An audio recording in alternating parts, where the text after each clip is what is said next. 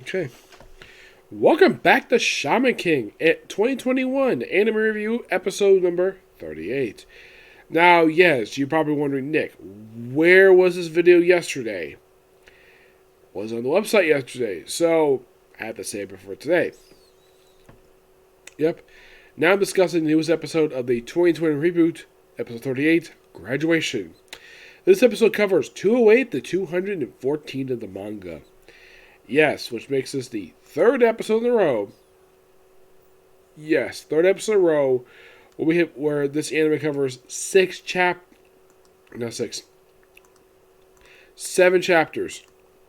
And you're thinking, really? It does? Yeah, it does.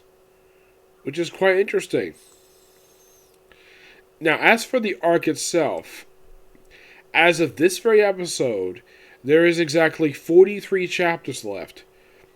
As for the manga itself, there is 86 chapters left. And there is only 17 episodes left. Yep, 17. Now, what happens in this one? Well, we start off in a bit unusual place, not exactly solving some cliffhanger like I have in the past 7 episodes. This one starts off at the Patch HQ. Right now, it's basically 39 of the 99 participants either dropped out or some other stuff. And basically, she's chatting with a subordinate. Yes, this is confirmed to be a woman, which you can tell by her appearance. It might be a guy, but from what I read, this is actually a woman. Yep, an old lady. They're chatting for a bit, and then all of a sudden, Necron and his stupid associates show up. Who, by the way, these two guys work for Ho, and they cleverly do not refer to Ho as Lord Ho in their conversation. And of course, they had to have Silva arrested because, allegedly he stole one of the treasures, one of the past great treasures, and then they told two guys to simply discipline him, and of course, they don't care how they do, as long as he's still left alive. Yep, and that's the last you hear of Silva. By the way, I think Silva, for some reason, was arrested off-screen. Or apparently, in between time when he was last appearing, he had grown a beard. Yes, he has got a full beard now. Which, in case you're curious, though, has any point in fiction where Native Americans ever sported facial hair aside from sideburns? The answer is, as far as I can tell, no. I've never heard of a Native American. Well, aside from Chuck Norris, of course. I don't know if he really is Native American or not. But an actual full-blood Native American character in fiction to have facial hair, like a goatee or in the case of a full beard, as far as I can tell, no. Because generally put, a lot of the time, Native Americans are depicted in fiction. They are depicted as clean-shaven. A lot. Yes, they are depicted clean-shaven a lot. Now, they may have sideburns occasionally, but have a full beard? No. Not in movies I've seen. I have occasionally, I think I've a couple times met a couple Native Americans. At least I've seen them. But do they have facial hair? No. They're clean-shaven. This actually is the first time I've ever seen this. Now you might be asking, Nick, have you seen someone who is Asian who had facial hair? The answer is yes, I have. I think the first time I may have seen it in live action was actually in the Wolverine. Yes, people who are Japanese basically do grow facial hair occasionally. It's just that there probably is not their preference. So it's a yes to that. But the Americans, no. They've always been clean-shaven. So, then after that, you don't hear much of the Patch Tribe after that for the rest of the episode. And, of course, we have a match at the stadium where you have the Gutahad, the people who saved Rose's life. When they fight some other group, and apparently they won off-screen. They don't really show the battle itself. Then you have Yo and Mint just relaxing. And, of course, meant to ask the obvious question about, well, why did you drop out? Do you regret it? And then, of course, Ho's, I would say his assistant, per se, Akachiro, I think I'd see pronounce this character's name. Apparently, it's a girl. I mean, here's the thing about it. I could think this could be a little boy. Yeah, it may have a girly voice, but here's the thing. I have heard little boys with girly voices before, and they've always been confirmed to be boys. Animation. But as far as this character is concerned, this episode confirms this character is in fact a girl. And apparently she thinks that Rio is shorter than she is, which makes no freaking sense at all. And then she uses Oversoul called Mama, where it's simply put transforming into a sheep. And Rio comments though, "Oh, so cute." I do not have the comment on that. He goes, of course, to get kicked off, and next time we see him, his afro is basically bandaged up. Now, you should know the scene a little bit. Tamako is actually in the scene in the manga. In the anime, I think I think they cut her out in the anime for some reason. Not really sure why. Basically, Haro's assistant, is requesting Yo to resume fighting in the Shaman King tournament. If he doesn't, the golem and the two little kids will be killed by them.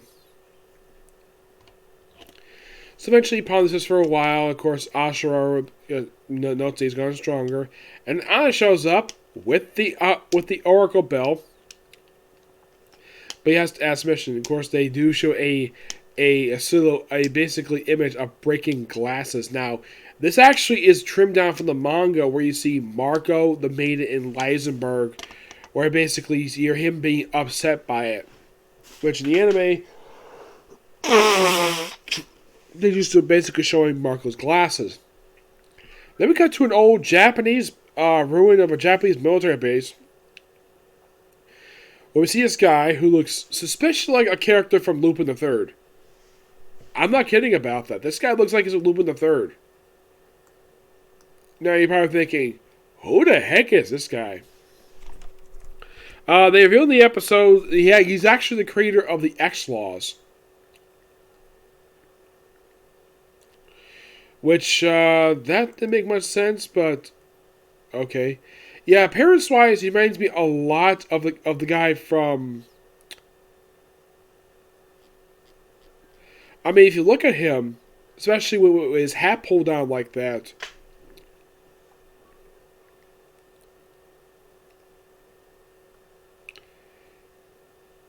You might think he is that best friend of Lupin's from Lupin the Third. Appearance-wise, heck, he's got the same facial hair too, except for X marks his chin, and also on his back he has tattooed the X-Laws. Yeah, that hints at something basically. And when they revealed he's actually a former leader of the X-Laws, that was kind of surprising.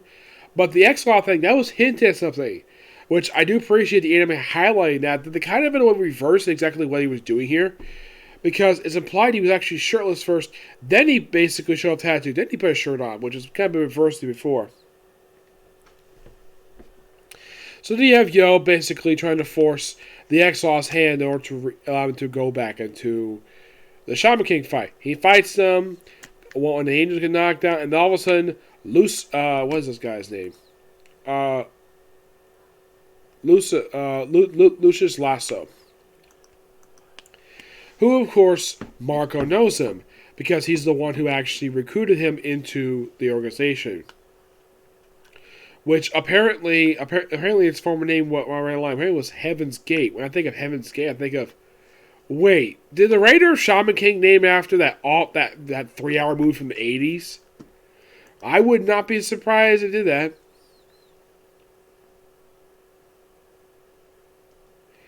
Yeah, I would not be surprised.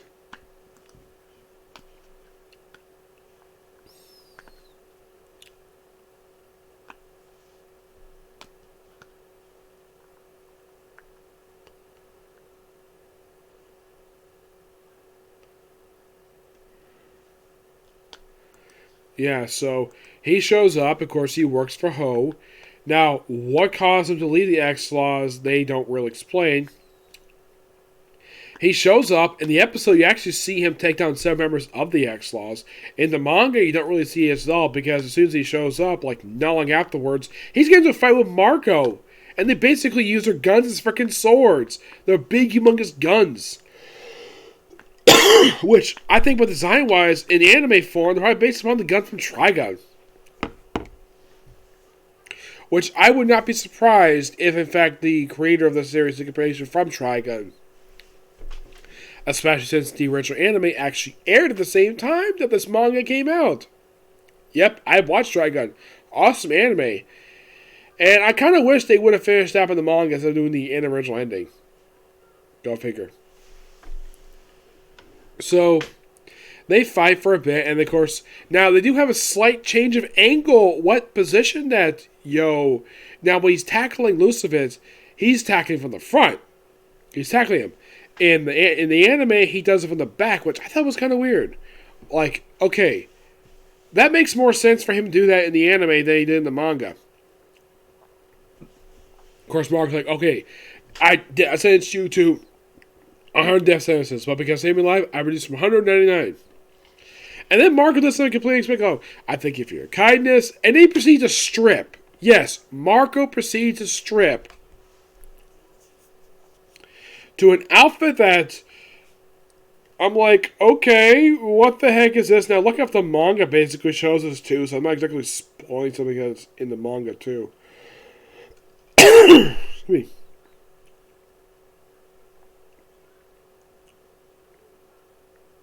Oh, by the way, in the anime, do you have a slight change here? In the manga, it was Chibi Marco-chan. In the anime, it's actually Little Marco. And he strips down to this ridiculous attire. Yes, wearing short shorts, keeping his boots on, and wearing an open-up shirt for some reason. As for Lisette, yeah, you can easily tell he kind of reminds you of that character. Keep the hat on, looks like him. But he has slightly different pose in the anime, which reminded me of one of the poses from JoJo Bizarre Adventure, which that's probably another anime. That's probably another series that the writer of this one part took inspiration from. And of course, Lisenberg and Yo tried to interfere. Of course, Mark says don't interfere. Of course, he had a great grace loves his cheek. And of course, they volunteer. Now, they do highlight that. Now, you can see, though, that Dreyer, the guardian for Lisenberg, is implied to be naked. Oh, I should bring this up, though. Because the fact Lisette was part of the X-Laws, does he have an angel? Yes. Oh boy, you probably figuring what the heck his angel is. It's frickin' Lucifer. You're thinking, Lucifer? As in the guy who has his own TV show in the last several years? Oh, you mean the character who has his own comic series by the awesome Mike Carey? Also the same character was created by Neil Gaiman? No. As in the guy who was used as the basis of Satan himself. Lucifer, from what I've heard, was originally a fallen angel for become devil himself. Yeah, and there's an actual robot they named after him where apparently he's black. Yeah, a black robot. Well, that does symbolize the fact he is a fallen angel. Yes, they do, in fact, keep that in the actual anime. Mm-hmm. Yep, begin the clash, and that's the episode. I gotta say, out of all the episodes so far, this one's by far the weirdest episode of the whole series so far. 2 male characters stripping down to the pictures I showed you, a Lucifer robot. Oh, by the way, first episode of the series where Anna shows up and she does not slap Yo. Because every time she shows up in the series, what's been the recurring gag? Every time he shows up in an episode, a lot of the time, she usually slaps him once in an episode. Here, no slap. You're thinking, that's a bit of a surprise. Yes. But yeah, not much to say about this episode. Just weird, to say the least. Dealing guns. Yeah. So yeah, that's a particular review, and that's probably going to be it for videos today, because I don't have no videos planned for today. But tomorrow, oh boy, this is going to be interesting. Not only are we going to have a new Case Closed episode tomorrow, that is definitely coming tomorrow, but tomorrow is the return of How a realist hero built the kingdom. I have been looking forward to this for the past 3 months. The return of this anime for its second cour. Yes, I am so happy with that. Yep. And I can't wait to discuss this particular set of episodes when they come out. Is it going to be 13 again like the first cour was? I don't know. It's possible. Though given the fact the first cour covered pretty much the first 2 books and started that book 3, my guess is this one probably covered the rest of book 3 and probably cover books 4 and 5, and that's probably going to be it. I don't know if they're going to cover book 6 now. I have no idea. If they start book 6, that'd be surprising. Because if you read the actual light novels, book 6 starts a brand new story arc. Yeah, because the whole thing that happened in the anime, book 6 starts a brand new story arc that leads to some of the stuff that would lead to book 10 of the series. Which, by the way, I'm reading book 13 right now. Which I'm looking forward to basically discussing this tomorrow. Okay? Thanks for you. Bye.